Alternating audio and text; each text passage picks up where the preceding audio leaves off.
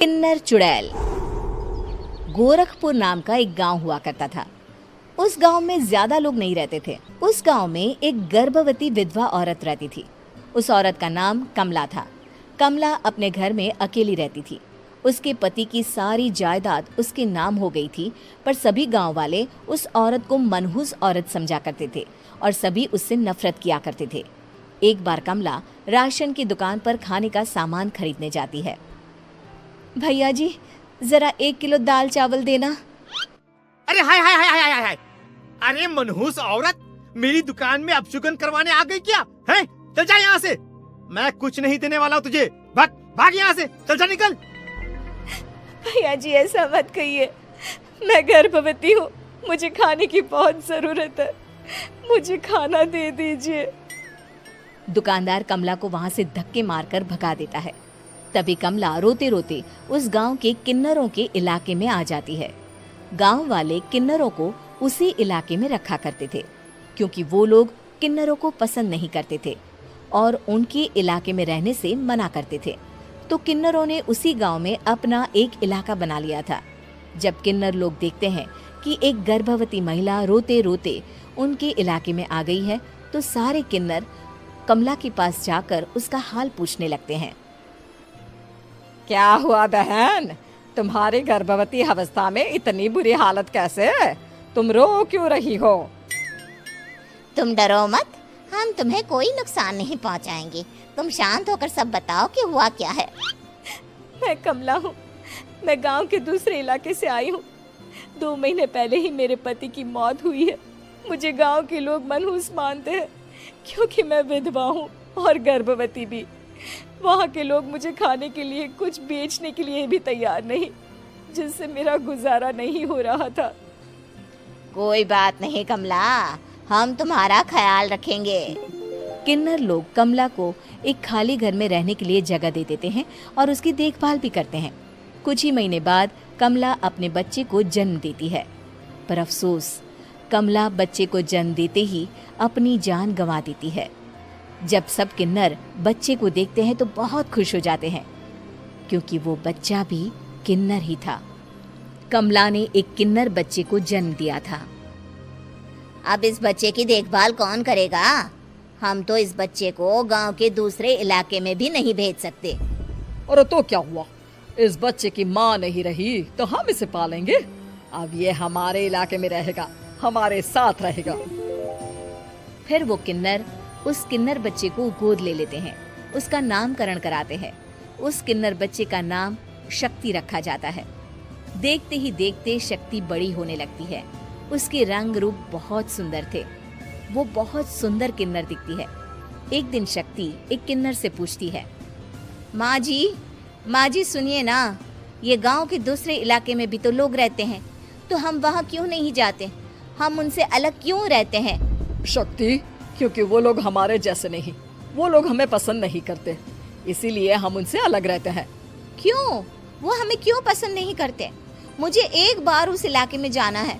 मैं एक बार वहाँ जाकर घूम कर आऊँ।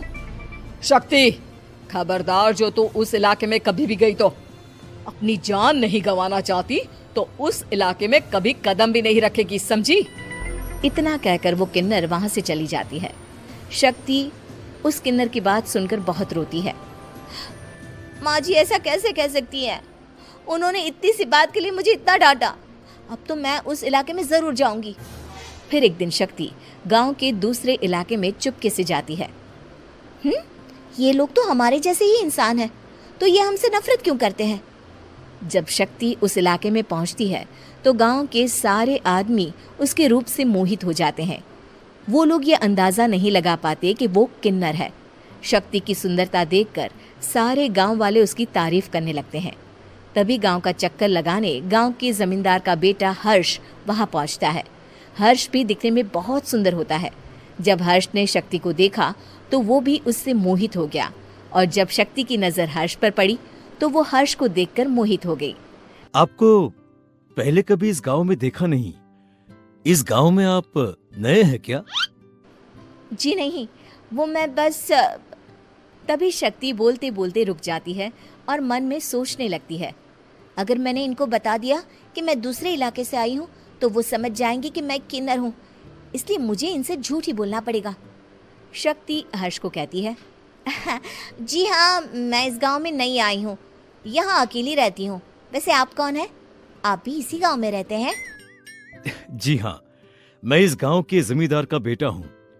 आपको किसी भी चीज की जरूरत पड़े तो आप मुझे बता देना, मुझे अच्छा लगेगा। ऐसे ही शक्ति और हर्ष एक दूसरे से रोज मिलने लगते। वो दोनों अपने प्यार का इजहार करने एक दूसरे से मिलने जाते हैं। तभी शक्ति का पीछा करते करते एक किन्नर वहां आ जाती है।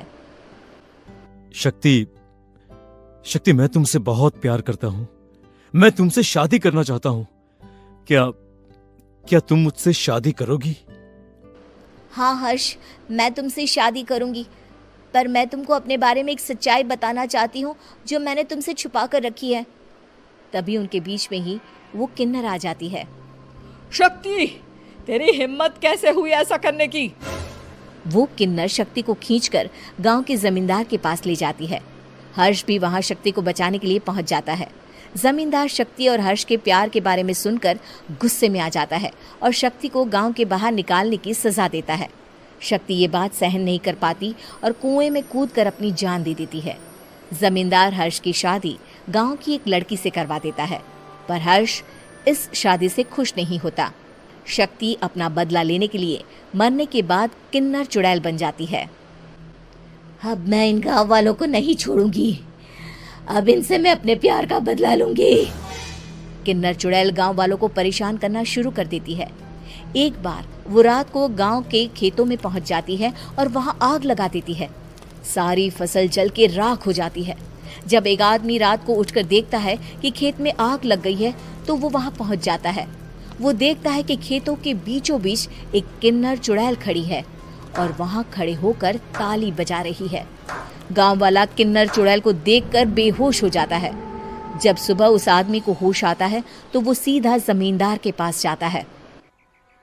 अरे जमींदार साहब, अरे वो किन्नर चुड़ैल ने मेरी सारी फसल जला दी। अब मैं क्या करूंगा? क्या होगा मेरा? जमींदार चुड़ैल किन्नर का नाम सुनते ही सब कुछ समझ जाता है। अब वो बहुत डर जाता है। उसी रात को जब जमींदार डर के मारे अपने कमरे में सो नहीं पाता, तभी वहां अचानक से किन्नर चुड़ैल आ जाती है।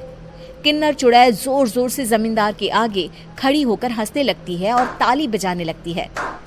जमींदार उस डरावनी किन्नर चुड़ैल को देखकर बहुत डर जाता है। तूने मेरे साथ बहुत बुरा किया, अब मैं तुझे जान से मार दूंगी। नहीं नहीं नहीं नहीं नहीं, मुझे माफ कर दो, मुझे मत मारो। मैं कभी ऐसा दोबारा नहीं करूंगा। अब तुम जो बोलोगी वही मैं करूंगा। ठीक है, मैं चाहती हूँ कि किन्नर इलाका गांव के इलाके से जुड़े और गांव का कोई भी आदमी किन्नर समाज से द्वेष ना करे, उससे नफरत ना करे, नहीं तो मैं सारे गांव को मार दूंगी।